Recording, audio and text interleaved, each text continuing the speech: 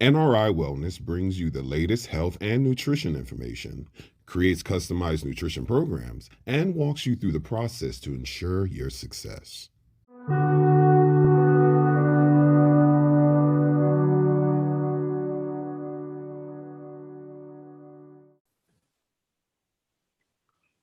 Good morning, good evening, good afternoon, good night, wherever you are in the world. And welcome to the 10 Dimensions of Wellness.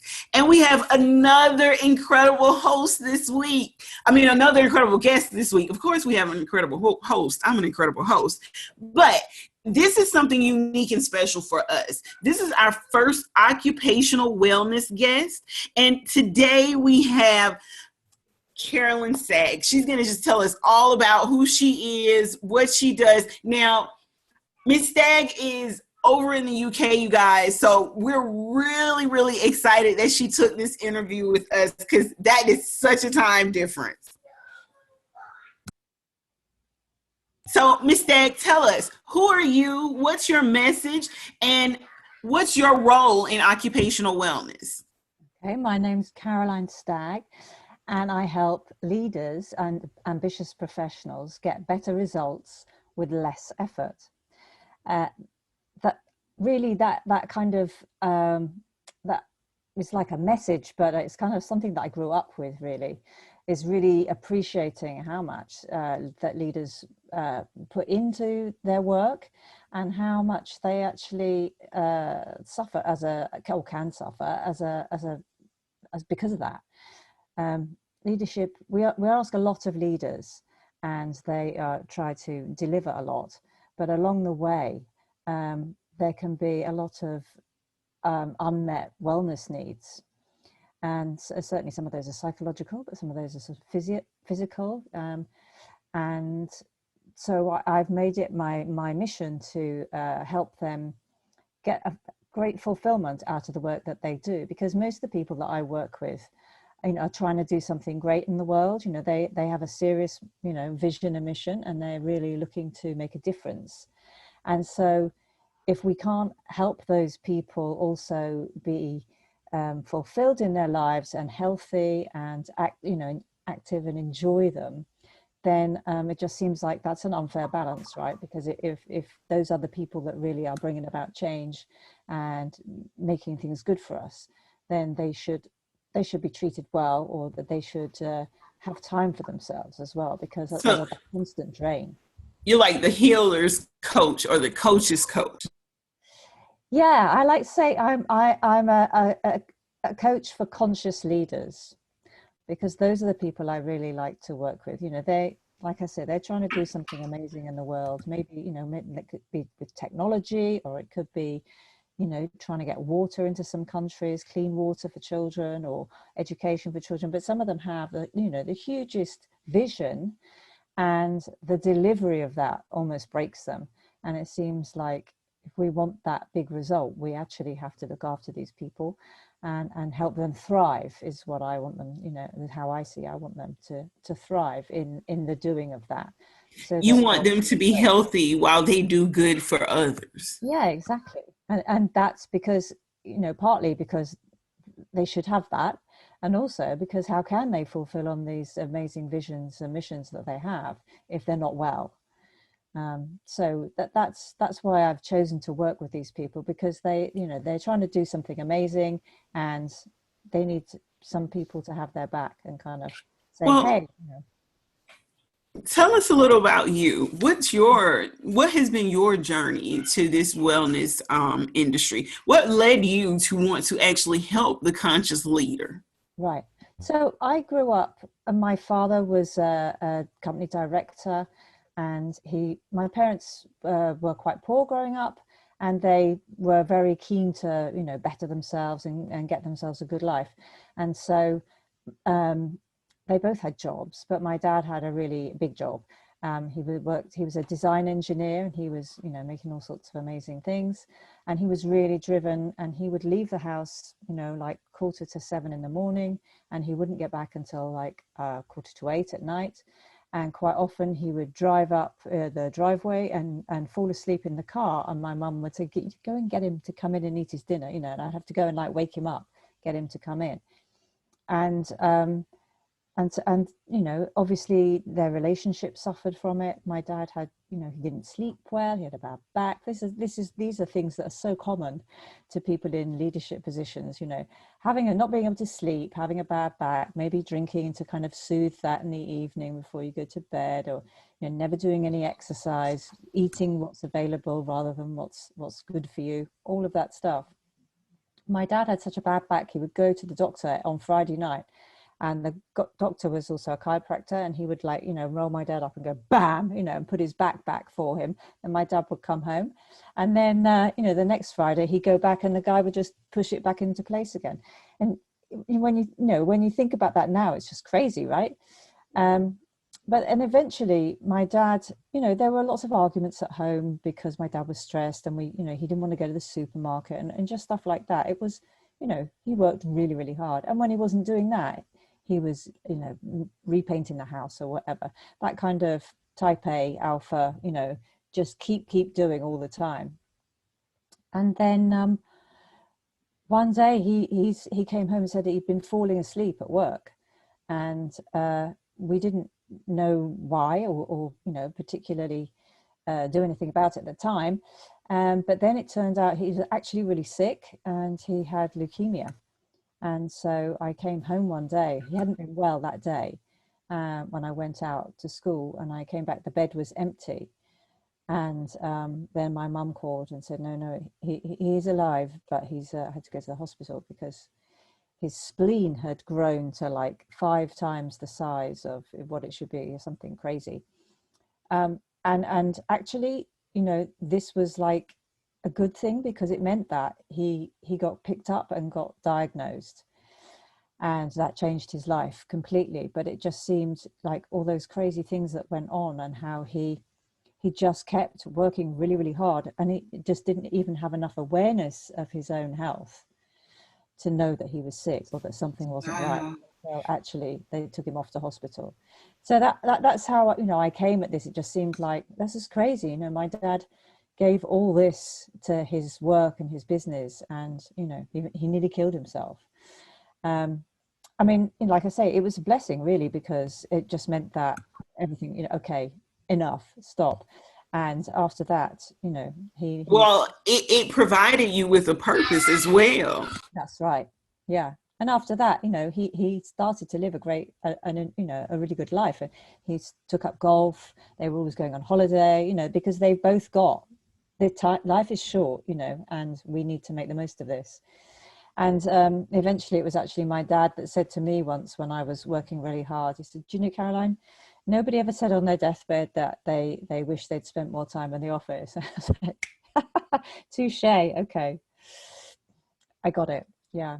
And so that's, yeah, like you say, that I got my purpose from that. And that's why I want these leaders who do all the work to really take good care of themselves as well, you know. And it's not just those individuals, it's also like their families and their children, because, you know, when you're absent in mind, even not physically, you know, you can be sitting in a chair, but you're sort of thinking about work, or thinking, you know, or just stressed, or just want to be on your own. I mean, that impacts on family life and your children, you know, and our children grow up so quickly.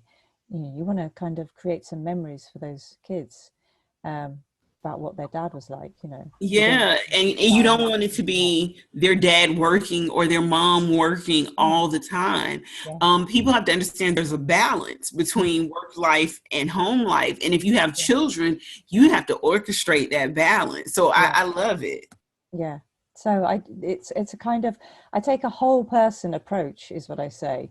So it's like, it's you at work and it's you at home, and it's you, well, you know, what about, you know, your food, your, you know, your exercise, all the other stuff that goes into making a well-rounded person, you know, a well-rounded life that's fulfilling. So, yeah. Awesome. So those are the kind of people. Let me ask you this. You are now occupational coach helping other people get well. What steps did you take, or what continued learning did you do in order to get to this place? Where did you start off in your career, so to speak? So I guess I started by doing a degree in psychology, which was like, I didn't expect that to happen. When I was at college, my subjects were English, German, and theatre studies, right? And I just came out, I was like, oh, I don't really know what to do with any of that. You were going to, were you Crazy. going to be an actress? Was that what? Well, I realized that I actually don't have a kind of personality that supports that. So it's just like, and actually my brother is the one that went into the theatre, and he's a writer as well now. So, you know, but it was just like, it seemed like a great dream. And then I realized, oh, there's too much pain involved. There's too much rejection, you know. So then I was thinking, well, what will I do? And I sort of thought, I guess psychology, that sounds really interesting. So I did a degree in psychology. And then at the end of that, I didn't really like the types of, I wasn't really interested in becoming a social worker necessarily at that age. So I just fell into a career in business in publishing in London. And then there was a period when I went to Australia, and I worked as a journalist in Australia, and I came back, and I was, you know, but generally I was working in publishing for medical titles and for current affairs titles as well. But then along came the internet, and that's kind of changed pretty much everything around writing and editing and that kind of thing. And so that role wasn't as fulfilling for me. And then I'd also been working with some charities and some non-profit organizations, using my leadership skills in schools as a governor in schools, and for charities and these non-profits, because I saw that there was a way there that I could really help people. So I had developed, you know, quite a wide range of business skills from performing all those different roles and supporting other people. And so eventually I just moved into that because I got opportunities, and I did diplomas in personal performance and corporate and executive coaching and neurolinguistic programming and things like that. And I was finding, you know, these techniques I was able to use more and more with the people I was working with. And so then I kind of switched, to, you know, just to use that to the sort of coaching and wellness aspect, for, you know, to make that the whole of my business. So do you mainly work with businesses or just individual people? It is a mixture, and it's a mixture that I love, really. So sometimes I get asked by businesses to come in and maybe coach someone who's struggling at work, or maybe they are new in a role, or they are a valuable member of the staff, but they need some support around some issues. And then quite often I just, people come to me personally to say, you know, I really want to get to the next level, but I just, you know, I don't know how to, what I'm doing isn't enough, and that kind of thing. So then I can start exploring that stuff with them and help them to develop a career in leadership right from the ground. You know, sometimes those people are quite young and sometimes they're in middle age, but it's that having that, okay, let's look at how you're going to do this, and you're going to do it so that you love it, as opposed to let's look at how you're going to do this and just survive. I'm sort of like thriving, not surviving. Okay, I get that. And that's actually the message we teach in every facet of wellness, how to thrive and not to just survive. Yeah. So tell me a little bit more about how you actually, I guess we've figured out your purpose. We've heard where you came from with this, what actually inspired you to do this. But what motivates you to wake up each day and actually just want to help these people out? Yeah, I think it's because I help them see things in a different way. So it's just like we could have a conversation like we're having now, and then I could see something that they, you know, like you can't see it for yourself, right? So I can sort of see something, and that's interesting. So tell me more about that, you know, and then we start getting into, you know, a conversation, and we unpick stuff.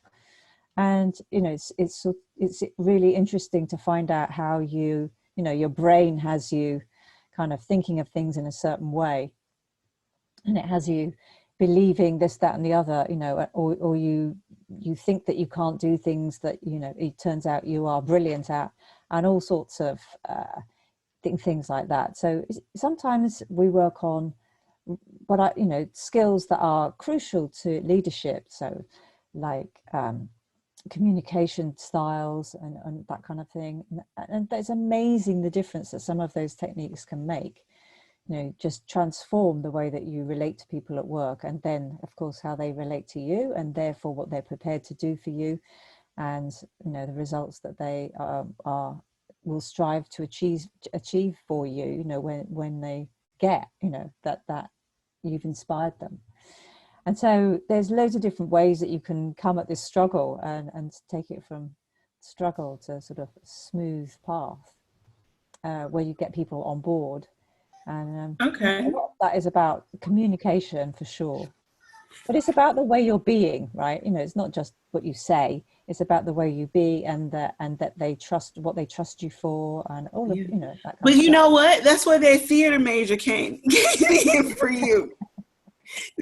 That's where you get to use it. You get to be, whatever or however, but realistically, that's what it taught you. It taught you how to adapt to each situation that you're in, and how to help each person by adapting to their needs. Yeah, that's right. Yeah.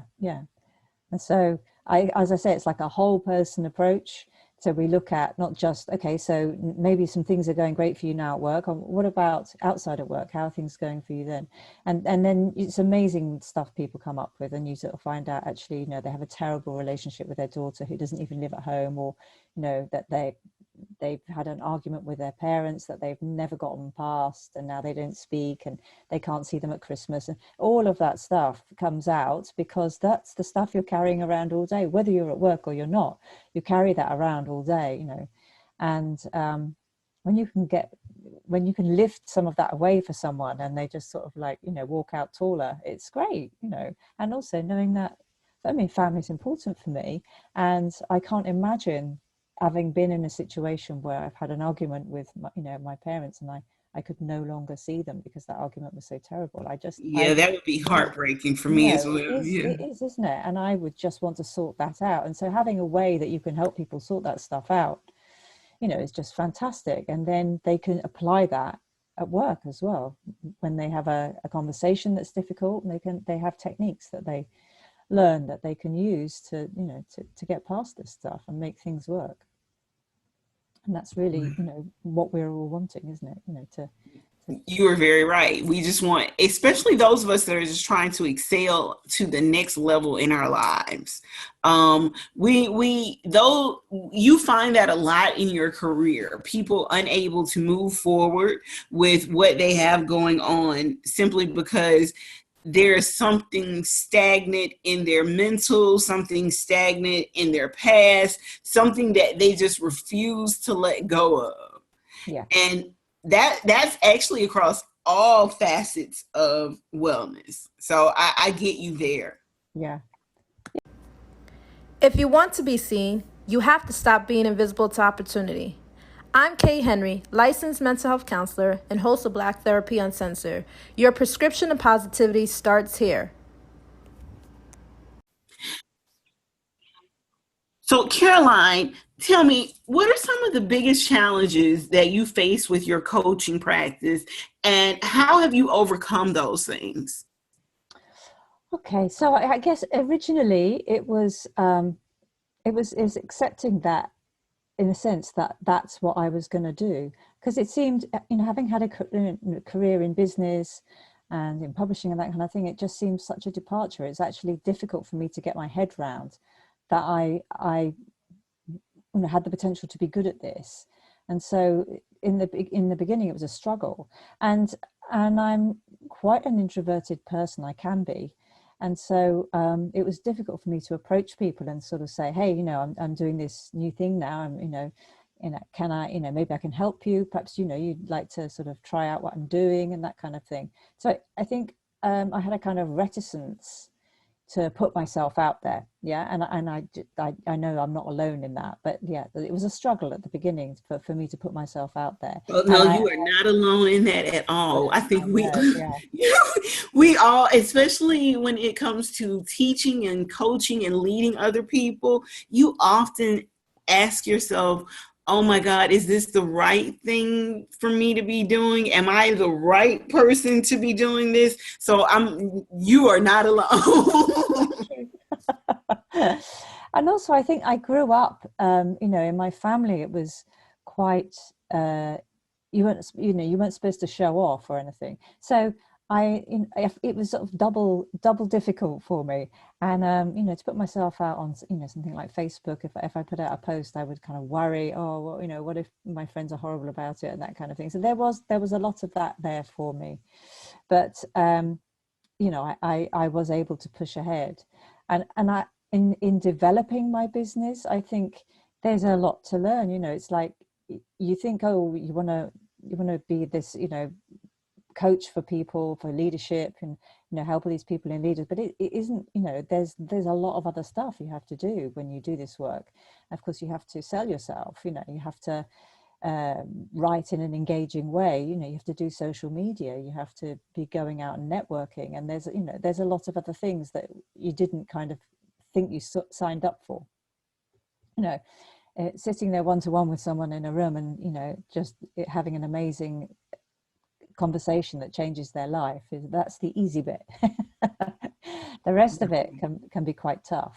So let me ask you this, that now that you brought that up, tell me about a client that you actually touched your heart and changed the way you practiced.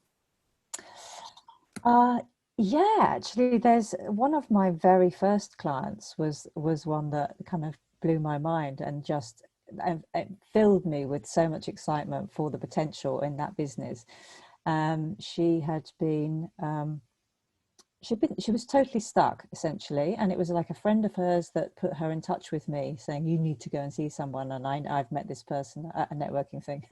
And she put me in touch, and she was literally stuck. She was working like 2 days a week in a job she hated, and pressure from her family. Her family were really academic, and they didn't live in the UK. They lived in, I can't remember, but it was miles and a different continent. And so she felt that she was letting people down. But what she really wanted to do was be an artist. That's what I dug into. I mean, she didn't say that to me. It was only by using techniques and kind of asking her, how, when she was, of what the kind of life that she wanted to look back on and things like that. So I kind of had to go in sideways in lots of different ways to kind of establish with her that actually what she really wanted was to be an artist and to grow a community of artists. But that, to her, it was just like, that was an impossible thing for her to be able to do, she felt, because of what her family would think. So that was quite a lot to push past. But when she did do it, the last time I saw her was when I went to her exhibition, and her work is amazing. That's what I was going to ask. How did it turn out for her? But she did really, really well. Yeah. And did her family accept her for that? Yes. Because once she started to actually have success, of course, they were delighted, and there was a sort of element that was just in her head, but also there was a real sort of pushback from her family. But of course, once she had a few successes, I think they sort of thought, okay, go for it then, yeah. Just like any normal family, because they know that that area in that industry is such a wide, and everybody wants to be an artist and everybody wants to do this. So I think it's more of a fear factor that we teach with our kids more than anything. Instead of telling them, these are the realistic views of this. Yes, you can be an artist. Yes, you can go out there and draw it, but there's also a downside to it. There's a side where you might not make any money for an extended period of time. But if this is what you're passionate about, if you're really good at it and you continue to practice, then you'll be excellent at it and moving forward. But I think we get so bogged down into society that we teach that fear to our kids as a way of, no, don't do this because that's not going to work for you. Yeah. And I think there's a way that we think that we're keeping them safe when we do that. And sometimes it seems safer to do nothing than it is to risk face, or just risk embarrassing yourself or whatever it is. Just stay small, just stay doing what you're doing. That's not for you. In this family we don't do that, or whatever it is. You just, I mean, it's just in your head. If you let it be in your head, and if you can chuck it out, well, then maybe you stand a chance of making some change. Yeah. Let me ask you, what's something that your program has done for one of your clients that you didn't expect? Ooh. Let me think. Yeah, okay. So one client I had, I mean, there's always something I don't expect, to be honest. There is always something I don't. They're amazing. My clients are amazing. And they do surprise me. It's, but I've had people leave a high-powered job, retrain, get back and go to another high-powered job within 6 months. What? That kind of thing. People who, and it's not just about the work, people who've completely transformed their life, their relationship with their wife, who end up going out dancing several nights a week. They do up the house, do sorts of crazy designs, get into cooking, start going to the gym every day, and just completely change their life. When I met them, they were, overweight and fed up, and then by the time we ended working with each other, they'd had like so many headhunters after them, to get them to go and work with them, and they were just taking their pick of jobs. They just, would go for interviews, because we'd already had the discussion that, sometimes you just have to say no to some good things in order to be able to say yes to some great things, and to not just take something that's okay, and to understand, about where to put your energy. I So, totally get that. Yeah. yeah. So Yeah. how many, like, in situations where you have clients where these unexpected surprises happen, do you incorporate those ways, or do you incorporate that into your program so that you see more results like that with other clients as well? Yeah, I think there's something about, isn't there, and knowing that's one of your clients got that result, that makes that result more available for other people in a way. Yeah, definitely. But it depends. People are so different, aren't they? So Yes, like maybe it's not pushing what even I down to know. eating with nutrition, with what I do. Right. Everybody's so different. Like you can't, I try to do general meal plans sometimes, but I find myself reverting back to custom meal plans with my patients all the time, Right. because you end up adjusting for their lifestyle, like you said, for every little thing, and everybody doesn't have the same exact lifestyle. That's right. I was talking to two guys just this afternoon, actually. One of them, he's been making some real changes in his life. He looks different. That's how many changes he's made in his life. He just looks like completely different from how he used to look. He dresses different. It's an amazing transformation. And he'd been saying that he'd been eating like about 10 or 15 pieces of fruit every day. So, wow, that is a lot of fruit. And when we were talking, and I was talking we were talking about, I said I ordered a fermentation jar so that I could make like kimchi and sauerkraut. And he was like, oh, that's really interesting. So maybe he's going to go and do it. But that's a lot of sugar to have in your diet if you eat like 15 pieces of fruit a day. That is a lot of sugar. Is he eating any other type? Like, is he eating vegetables? Raw vegetables? Yeah. So he said he's now growing his own vegetables, which is kind of, I think that's the way for him to be able to grow that. That's a great thing anyway. And then he's really interested in farming, and so he's gonna eat these vegetables that he's grown. So it's great actually. And yeah, he's looking at these sort of dense green vegetables as well. Yeah. So now he's probably going to do a bit of fermenting and make himself some sauerkraut and stuff like that. But yes, he was saying kefir he was using as well. But definitely he's changing his diet. Yeah. Just because he's realized. I think it's like Oprah says, you know, when you know better, you'll do better. Right. Yeah. I wish that actually worked. Um, Yeah, it's nice saying, isn't it? But yeah, I guess that's right. Yeah, it doesn't work for everyone, does it? Because like, no, you know that. mm, I see it a lot from this end, to be particular. I'm a nutritionist, so I can tell people everything, the truth, until I'm blue in the face. As a matter of fact, in between commercial breaks on here, what we do is we play a 2-second nutrition tip. okay. So I even give out nutrition information to people so that they can, further use it or apply it to their lives. Right. We know that people don't always use that or listen to it. They Yeah. know the information, but do they apply it? Not always. So I think that's a really interesting thing, isn't it? So you have the information and you don't apply it, but I think there's something. It's like you have to get it in a different way.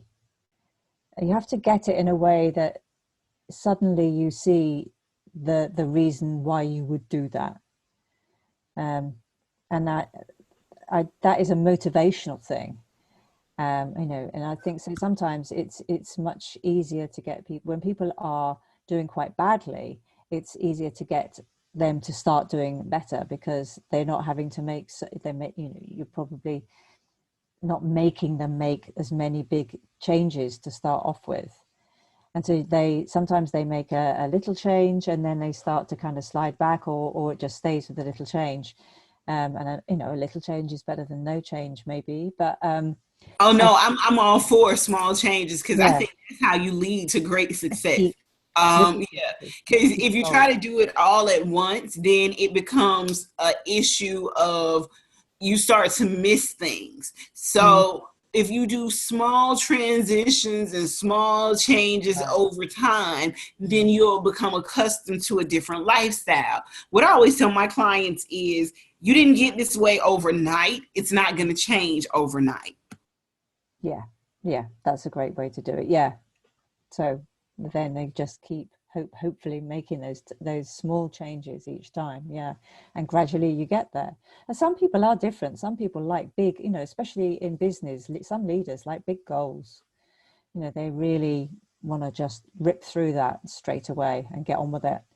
And all power to them if they can do that and still have well-being in their lives. I mean, the problem comes, of course, when the stress kicks in and the anxiety and the fears and all of that, and that has an impact. So yeah, it's certainly good to have support for people in that way. So let me ask you this. When you are working with a client, when you are actually doing a session, well, I'll say this. When you go talk to a group of professionals, what are you saying to them? Um, I think it depends why I've been asked to go and speak to them. Yeah. I mean, I normally tell my story. I think my story, about my dad is quite affecting. It affects a lot of people because there's so much there that resonates with them. And they sort of like start off and they're kind of thinking, yeah, yeah, yeah, yeah. And then at the point where he's falling asleep on the desk, it's like, and it's sort of like, yeah. Yeah, that's a little scary because you can imagine some of them have probably dozed off at their desk as well. That would be quite alarming if you came in and told that story and I'm like, that's me you're talking about. So, but some people, so then some people might come and speak to me afterwards and sort of, tell me more, or, but I just think, so I normally tell that story just because it's like, I'm not making this up, this is real. And if it resonates with you, or I talk about a lot of things other than that in the story. I mean, there's so many things that you can pull out that are symptoms of stress or burnout, or just, like we were talking before about relationships that don't go well, children who don't get a story at bedtime and all of that. so that normally kind of resonates. So yes, I sort of start off talking about stress and the different ways that people can experience stress, perhaps, if I'm invited in to do that, and how a break, how many breaks you take during the day, what time, the hours that you work, the food that you're eating, the exercise that you're taking or not taking, because those are, we sit at our desks for so much, it's just really bad for us, as we all know, and Yeah. so how do you make those little changes in your day when you can get up or move, or what is it that you can do? Can you Yeah.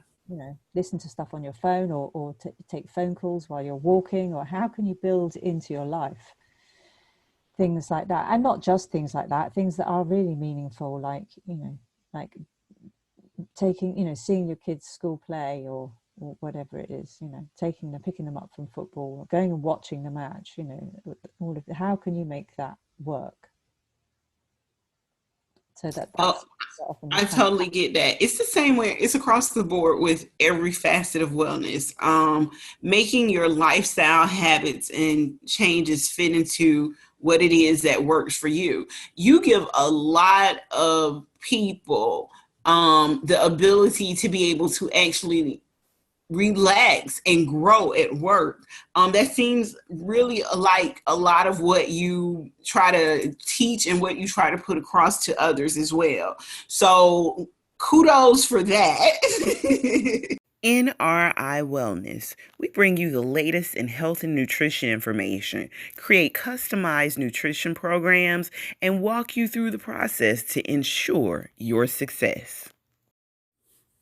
This is a 2-second nutrition tip. Today's tip is give up soft drinks and opt for a healthier beverage option like herbal teas with a natural sweetener or even raw juices. At least try it one day a week. Let me know how it goes. This has been a 2-second nutrition tip. So describe to us the process behind your coaching program. What is it like to actually be transformed by you, for you to work with us and grow us into our realized purpose and career and occupational choice? Sure. Okay.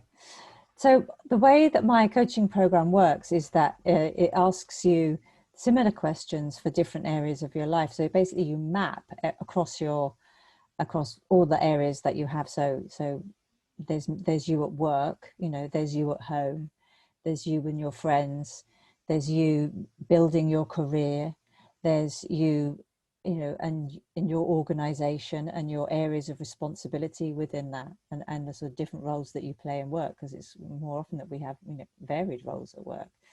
And so it takes, and so normally we start with self-awareness, and your behavior and communication, so that we raise awareness so that you understand perhaps some of the ways that you're being, or things that you're doing, the ways that you communicate, and the ways that you behave, and how that dictates the results that you get. So start to dig into some of the things that we're not aware of, and raise them into our consciousness so that we are aware of them. And so you do that over your, you for you, your own, the you that you are for yourself, and then the you that you are, say, for your family or for your partner or for your parents, and start, unpicking all these different ways of being that we hold, when we're at work, the mask that we wear when we're at work, and how we take that across our entire organization in our work life. And so that the way that I use that is to help people understand, as I said, like, the way that they get results and the results that they get. So if you're behaving in one way, you're going to get a set of results. Yeah. Whether they're the results that you want is a different thing. And then how do other people behave, and how do they get their results? And so this opens people up to different ways of behaving and being with people and communicating, because when you start to become aware of how other people communicate and the types of situation that they tend to excel in and the types of situation that you tend to excel in, you can see that there's kind of quite a difference. Therefore, if you can make some small changes and try out some different behaviors, it's quite possible that you would get different results. So that can work really well if you're trying to build your career, for example. So we start with that. So that kind of like opens people up to, actually, maybe I'm not stuck like this. There's other ways, you know, he's doing it in a different way. She's doing it in a different way. I can learn lots from the people that are around me. Some of that might be that I learn not to do what they're doing, and some of it might be, hey, that's really cool, I'm going to take some of that on. So you just realize that there's all these different things that are available to you right now, right? And then so that's how we start. That loosens everyone up, and then we start looking at your own values and your beliefs, you know, because with the values that we have, we're, you know, not necessarily aware of, because they're just hidden from our view quite often. And so unless we actually make a conscious effort to consider what are our values, we can get in quite a tangle. You know, if we have it that work is a most important value, then we're doing our family a disservice. And, you know, at the same time, you know, if you have it that being around for your family is the most important value, then maybe it's not as easy to provide income for them in the way that you would like. And so then you're in this constant conflict and nothing in your life is working, and you're kind of trapped inside these values and beliefs that you aren't even, you know, you're not even aware of, and you don't even know how to get out. So some people have, for example, a value for success, but they also have a really strong value for avoiding failure. And as we know, you know, success isn't achievable without failure. We have to, you know, play and make mistakes and then move on. So we can dig into all of that and have a look at our values and beliefs. And largely, you know, quite often, some of our beliefs come from childhood. You know, when we're children, our brains are just like wide open, and we just absorb everything that gets said to us like a sponge. And, you know, we never doubt that.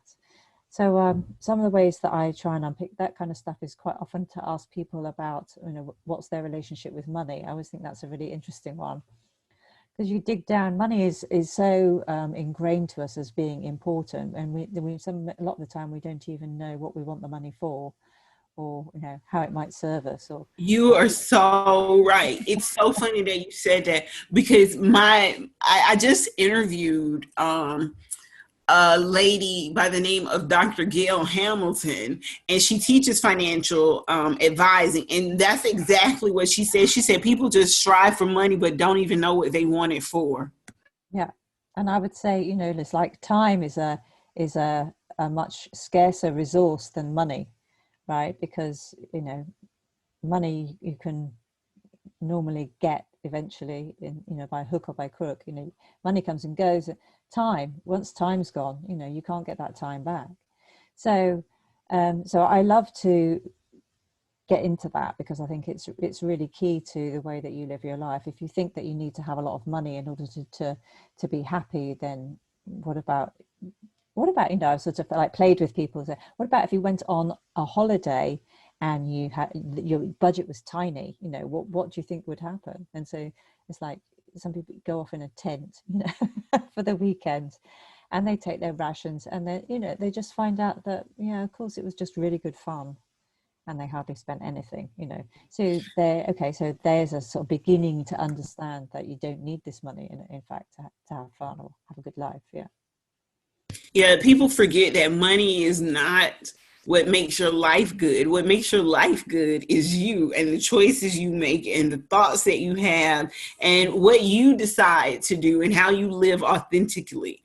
So I totally get that. So are there levels to your program? Yeah, they are. So then you've kind of worked through your self-awareness and your communication, and then you looked at your values and beliefs. And so for me, I think that's a really kind of, this is starting to have the beginning of a strong platform from which to build from. And then I get people to create a vision and mission for their life, you know, so that gets mapped across every area of your life as well. So what is your vision and your mission for maybe your home life? Okay, so what is your vision and mission for your friendships, You know, what is your vision and mission for your career? Or what is your vision and mission for your organization, or the, you know, the area that you run, or the bit that's you have most control over?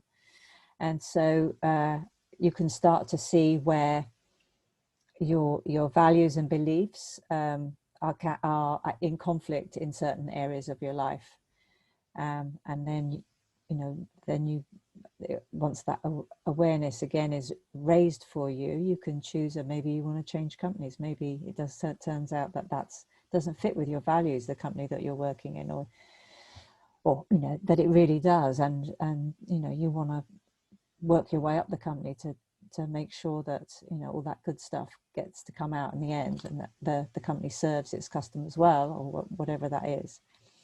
And then and a lot of people that I work with are looking to step into the next leadership role as well. So we do a lot of work on what leadership looks like, you know, what it is to be a leader, and all the different ways that you can be a leader, and you know how you can start to sort of build out that persona that's going to get you to have more influence, and you know to have a wider environment and all of that kind of thing. And so again, you can map all that stuff across the sort of relationships and collaboration that you have in your life, whether that's like friends or work collaborations. And then when we're sort of looking at the sort of sharper end of leadership, you know, I say to people to define your edge. You know, what makes you stand out? What makes you different? You know, why are you different from the last person that did that job? How do you put your kind of stamp, your brand in a way on the way that you are being in that environment? What do people know you for? What do you want people to know you for? All of that kind of stuff, which is, it does have a link to well-being in a way, that people see you for who you are, and what you want to bring to your role. And whether that role is like your community or your business, or, you know, how authentic are you being in any of those roles? You know, how solid is that? Where's the integrity, if you like? So then you kind of define, okay, I'm going to be the one that does this, and this is sort of motivational as well. So then, because like then you know you're very clear. It's like I said before, you know, sometimes you have to say no to some good things in order to say yes to some great things, and so you can choose that bit, whatever it is going to bring you that edge. Is that's who you're going to be now. You're going to be like that, you know. And I just think that's, rather than giving people a lot of things to do, which can be really stressful and can impact their well-being, you just come from, who am I being? And so one of the examples I give people is that there's a couple that I know who, when they take their dog for a walk, they always pick up all the dog mess that they see, and they pick up from their own dog, but like not everybody does that, right? And so she just decided, I don't want that in my environment, so I'm just going to pick it up and, you know, get rid of it. Like I'm already doing it for my own dog. I'm just going to, Yeah, so I don't want to walk down the street. I want to keep my neighborhood clean. So if I'm going to pick it up for my dog, I might as well pick up what was left down here as well. So I think there's that kind of attitude, isn't there, that you could take on if you want, if it works for you. You don't have to, but it's just like, so then who do people know you for? They know you for somebody who's not going to take the environment, you know, just being dirty, you know.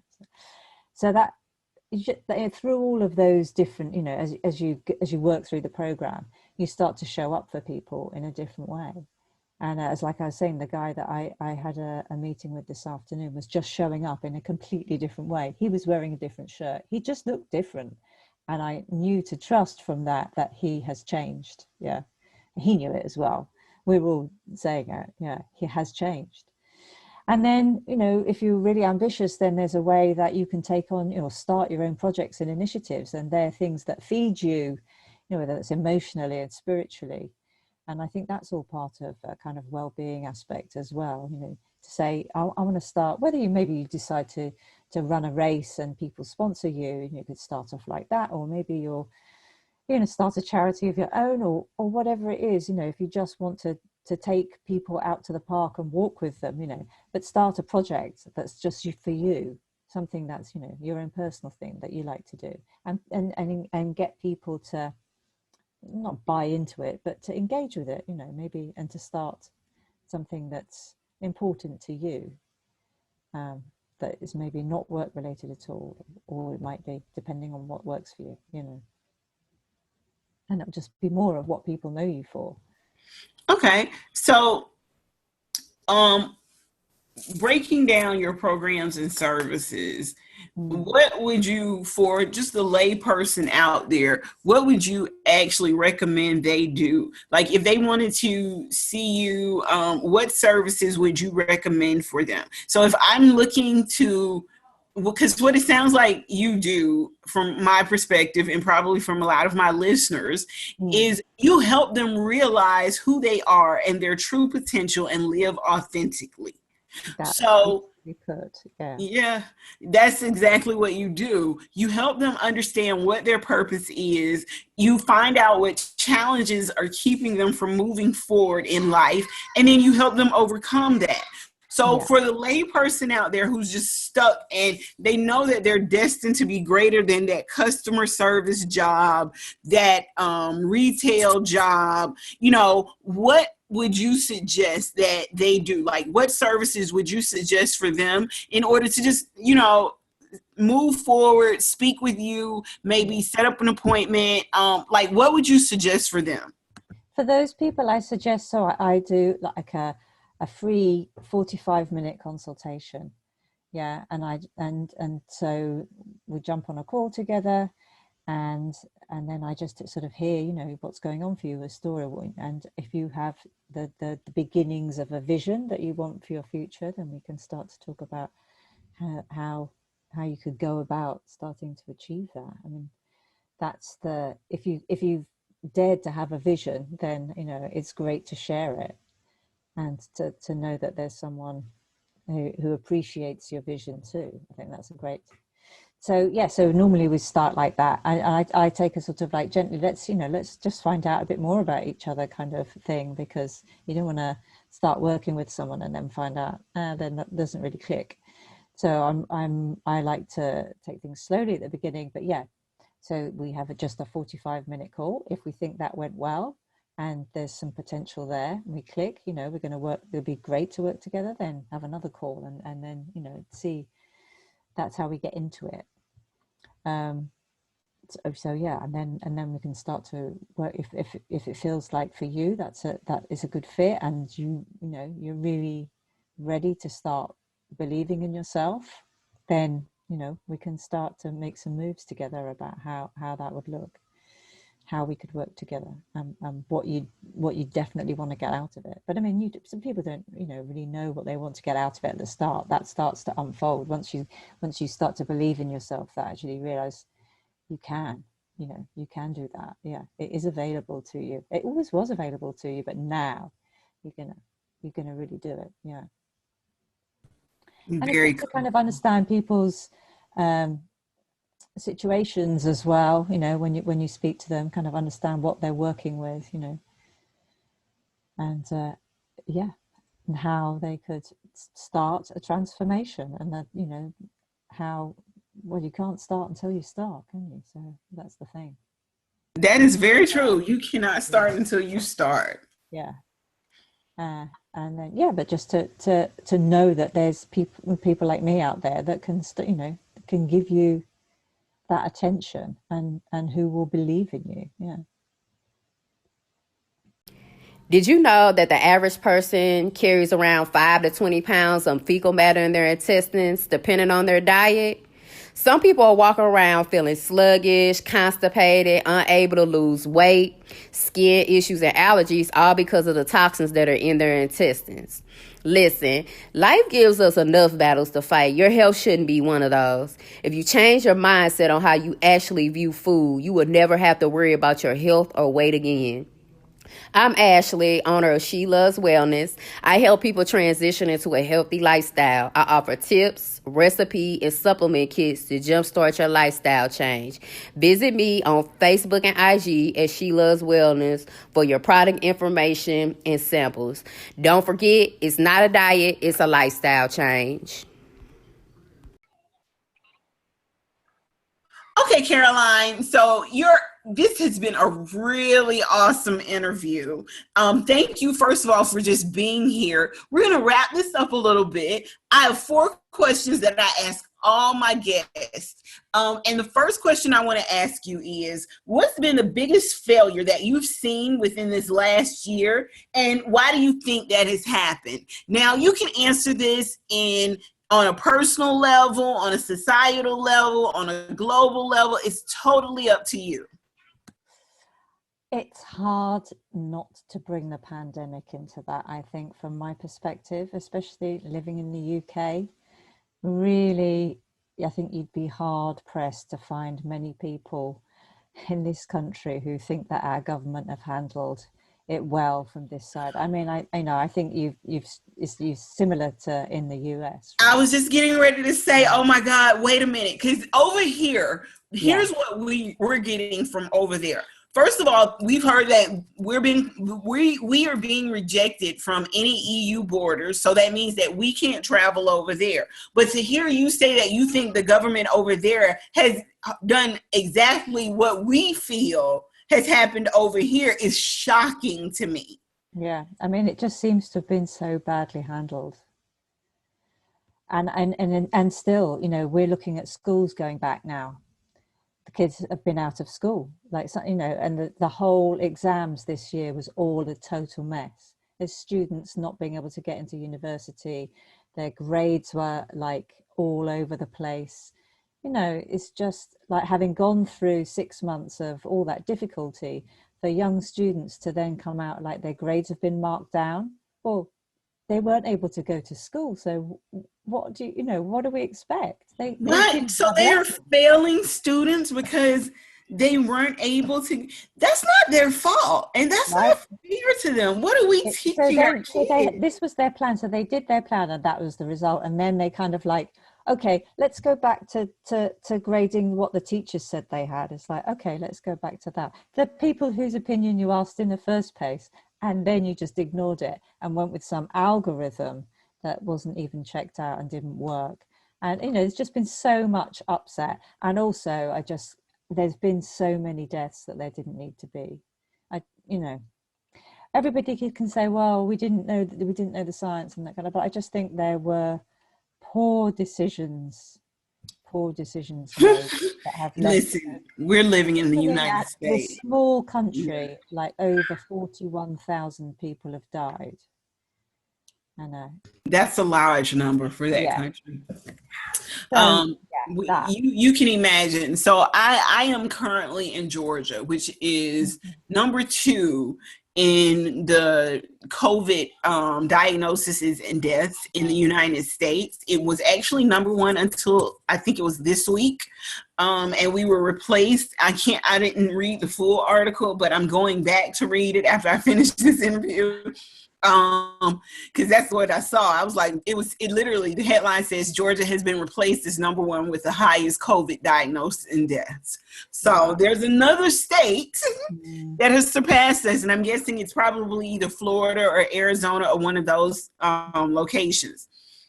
But our government hasn't been handling this well at all either. So you guys are not by yourselves. We have a lot of other things going on over here as well. So you got pandemic, you have a lot of societal issues. Yeah. So I'm right there with you with how everything has been handled this year. Yeah. So my next question to you is, what do you wish you had known 10 years ago that you know now?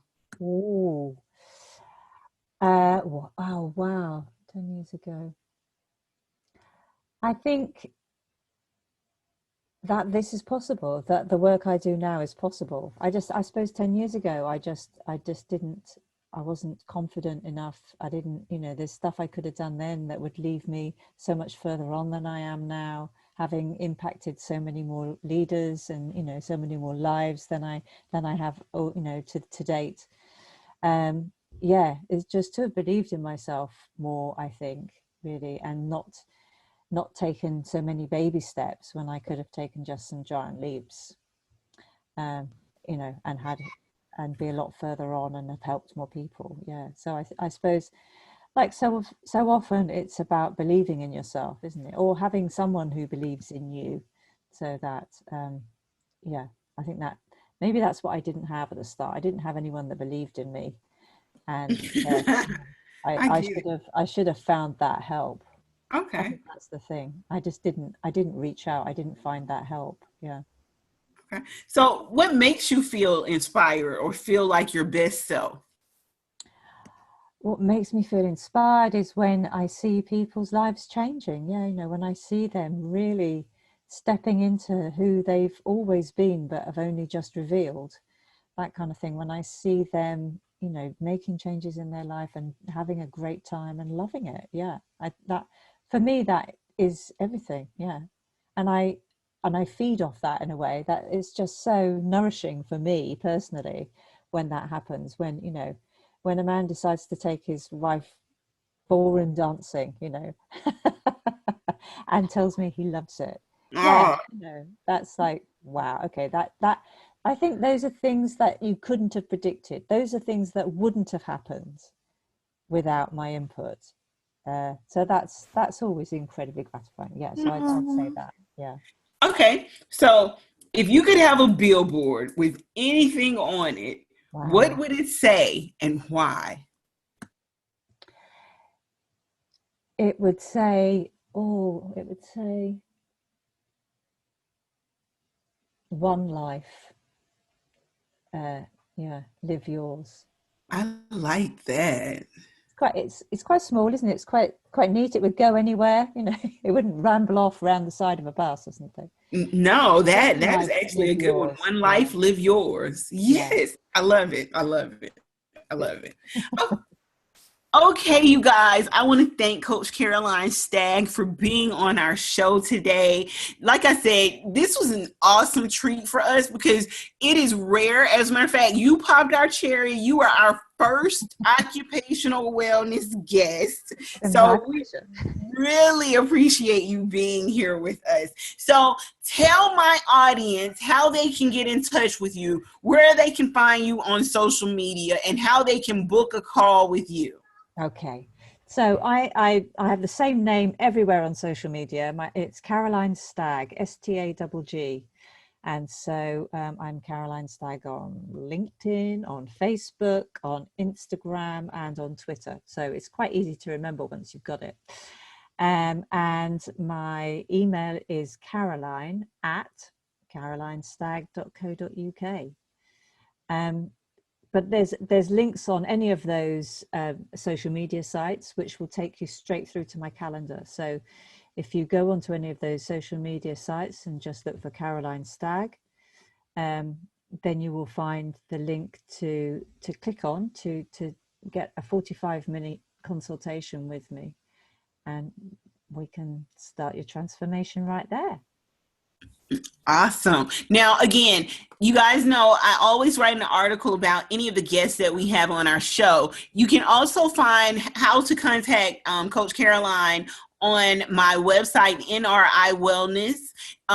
Again, thank you so much, Caroline, for being on the show. This has been such a treat for us. And first of all, thank you for logging in from all the way, we'll say across the pond. Is that what it's called? That's what it's called, I think. Yeah. This has been so awesome. You guys, you can I've listen. enjoyed it. Thank you. You can listen to 10 Dimensions of Wellness on Spotify, Pandora, iHeartRadio, Apple Podcasts, Google Podcasts, and a plethora of other platforms. But you can also catch us on our YouTube channel at NRI Wellness, and you can listen to the audio version of this video on there as well. So thank you for logging in. This has been another episode of 10 Dimensions of Wellness. Thank you to our advertisers and our sponsors. Have a great night, everyone. NRI Wellness brings you the latest health and nutrition information, creates customized nutrition programs, and walks you through the process to ensure your success.